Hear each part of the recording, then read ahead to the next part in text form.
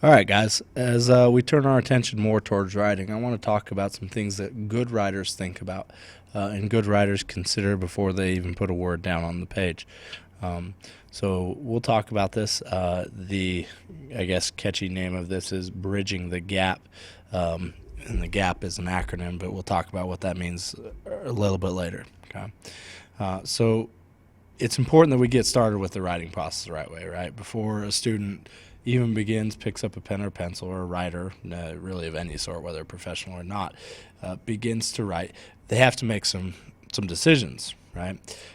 Some of these things, for good writers especially, happen almost subconsciously. There's not a lot of thought or deliberation that goes into these things for most writers, but especially those who are beginning and are maybe more in their formative stages as writers. They need to take some time to consider these things when they're beginning a piece.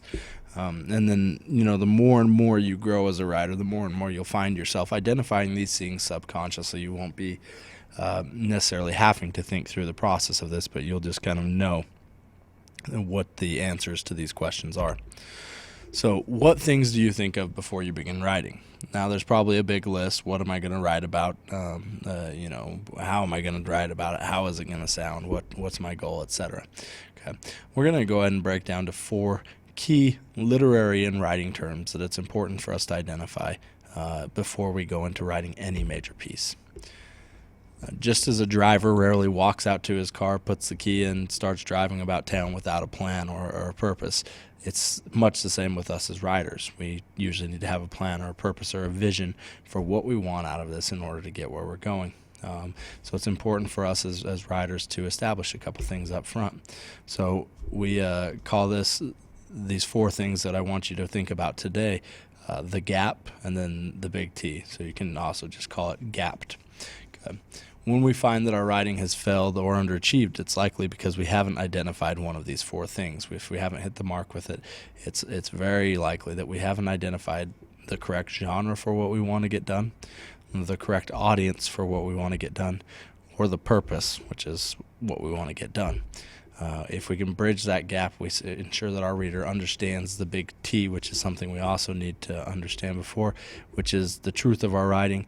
It is the theme or the thesis, depending upon whether it's literature or whether it is maybe a little bit more explanatory or expository in nature. So good writers are able to identify this gap before they go through the writing process. In doing so, it helps make sure that at the end of the reading, the reader ends up where they want them to. If they don't, they run the risk of the reader getting to the end and getting something completely different out of the reading. So let's talk first about genre, the first letter in that acronym. Now, genre is the style or type of writing employed by an author. Each genre has its own features and format and style that help differentiate it from the other genres out there.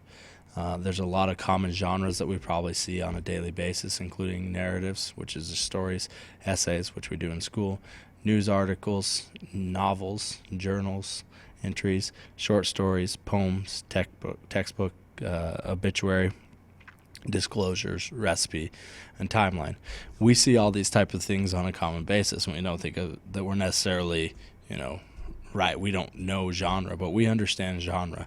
If you think of text messages and tweets and status updates, that things that maybe other people may not be able to read, we do understand certain genres and their distinct advantages and disadvantages. So it's important as we think about writing and what we're going to do, what are the advantages of the specific genre and what are the features, because each genre does different things and does has different benefits and then different drawbacks. It's important to establish those up front as an author. Audience should be the next thing that we consider. Okay, audience is the who we're writing for. It's the person or people that we're writing for and that the message is intended to impact.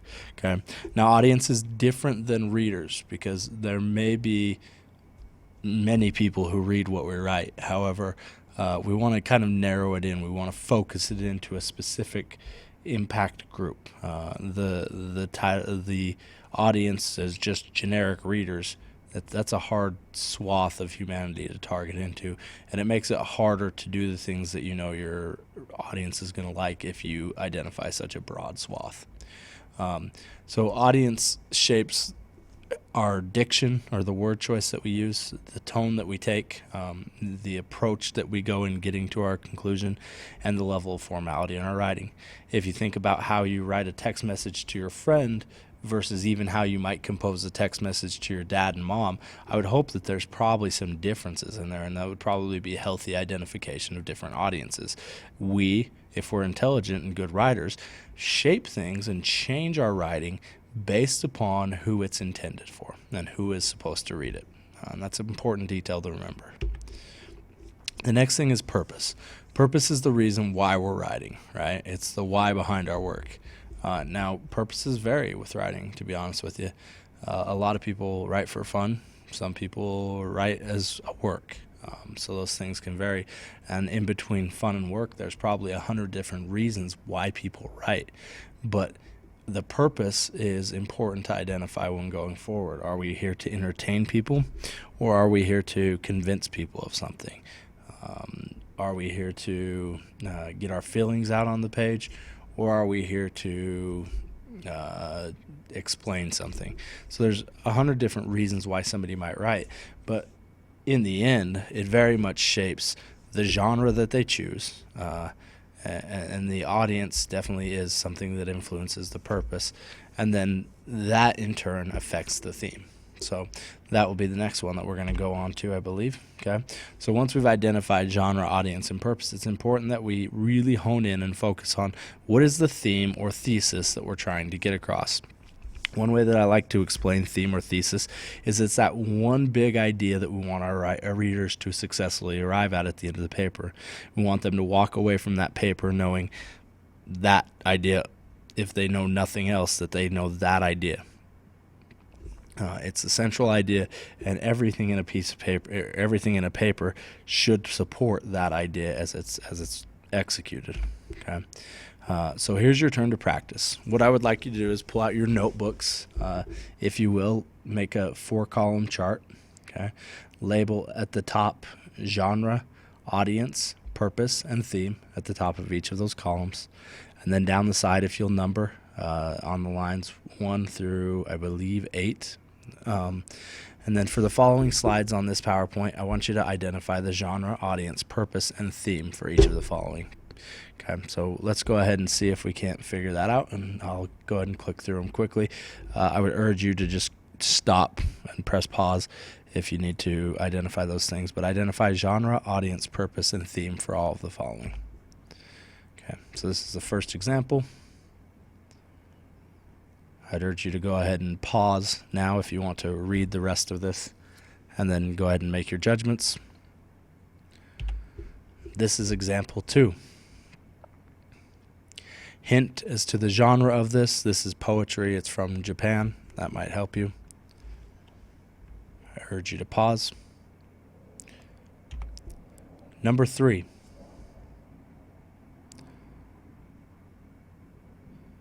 Urge you to pause if you need to take a second to read it. Number 4.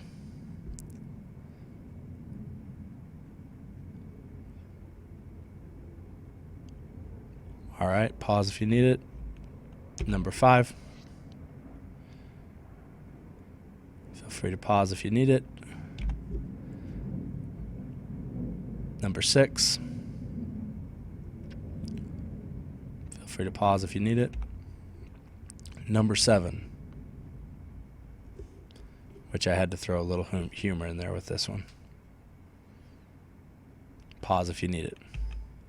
All right, that is the conclusion of the PowerPoint. Hopefully you're able to go and get each of those 7 specific texts identified as far as the genre, audience, purpose, and theme of each of them.